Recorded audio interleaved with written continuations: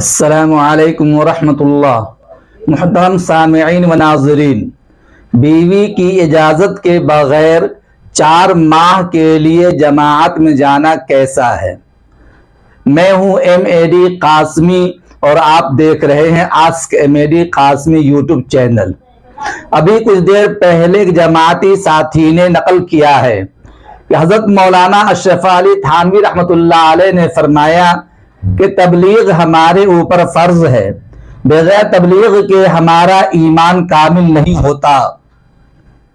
अब अपने ईमान और अकायद की दुरुस्तगी के लिए 3 दिन 10 दिन और चिल्ला लगाना हर शख्स के लिए जरूरी है, लेकिन इस पर इक्तिफा नहीं बल्कि अकाबिर फरमाते हैं कि जब तक तुम 4 महीना या साल नहीं लगाओगे तब तक पूरा फायदा नहीं होगा और दीन पर पूरे तौर पर अमल करना भी आसान नहीं होगा।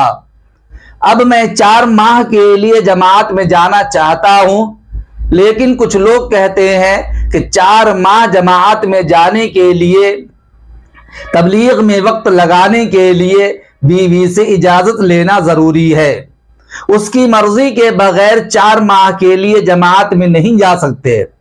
अगर बगैर इजाजत लिए या उसकी मर्जी के बगैर जमात में 4 माह के लिए चले गए तो बीवी को तलाक पड़ जाएगी। अब मैं क्या करूं? किसी खातून ने तो मेरी बीवी से यहां तक कह दिया है कि शौहर का एक रात के लिए भी बीवी से दूर रहना जायज नहीं है।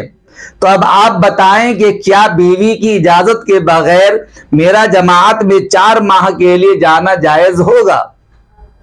दोस्तों और भाइयों, बहुत अहम सवाल है और इसका जवाब दारुल उलूम देवबंद के फतावा की रोशनी में दिया जाना ही बेहतर है। आप जवाब गौर से सुनिए और दूसरों को भी शेयर कीजिए ताकि दूसरों का कंफ्यूजन अच्छी तरह दूर हो जाए। दारुल उलूम का फतवा यह है कि आप 4 माह के लिए जमात में जा सकते हैं। बीवी अगर इतनी मुद्दत के लिए इजाजत नहीं दे रही है तो सरेदस्त यानी पहले 3 दिन या आशरा या एक चिल्ला के लिए बीवी को आमादा करें और बीवी की इजाजत के बगैर भी जा सकते हैं, लेकिन बेहतर यह है कि बीवी को राजी करें। बीवी को भी चाहिए कि बखुशी इजाजत दे दे। सआदतमंद और नेक बख्त बीवी वो है जो खैर के कामों में शौहर का ताउन करे और शौहर की इताअत को बाइस फख्र समझे और लाजमी तौर पर जमात में जाना, तबलीग में जाना, अपनी इस्लाह करना, अपने ईमान व अकायद को दुरुस्त करने के लिए अल्लाह के रास्ते में निकलना, ये कार्य खैर है। इससे बेहतर और कोई अमल नहीं है। अब लाजमी तौर पर बीवी को चाहिए कि अपने शौहर का साथ दे और आपके लिए जरूरी है कि जाने से पहले बीवी बच्चे के खर्च का इंतजाम करके जाए। ये तो हुआ दारुल उलूम देवबंद का फतवा। अब आप मेरी गुफ्तगू समझिए। महज 4 माह बीवी से अलग रहने या दूर रहने की वजह से बीवी पर तलाक नहीं पड़ती है।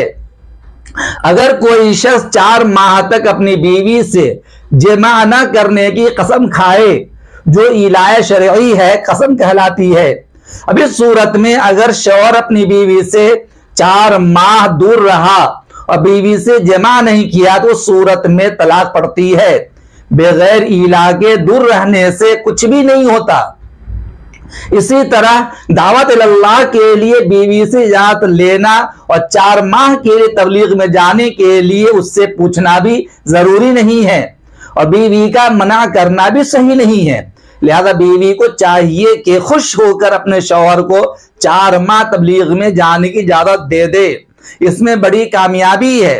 अगर शौहर बीवी से पूछे बगैर भी चला जाए तो कोई गुनहगार नहीं होगा, लेकिन बीवी से पूछ लेना और उससे इजाजत लेना बेहतर है, क्योंकि राजी खुशी से जो काम होता है वो इत्मीनान बख्श हुआ करता है और शौहर की जिम्मेदारी भी बनती है कि अपनी अदम मौजूदगी में घर की तमाम अखराजात और नफे का इंतजाम करके जाए ताकि बीवी दूसरे के सामने हाथ न फैलाए। उम्मीद करता हूं कि मेरी गुफ्तगू अच्छी तो समझ आ गई होगी। आप खुशी खुशी जमात में जाएं, कोई हरज नहीं है और अपने घर की खवातीन को भी इस्लाह करने की कोशिश करें। अस्सलामु अलैकुम व रहमतुल्लाह।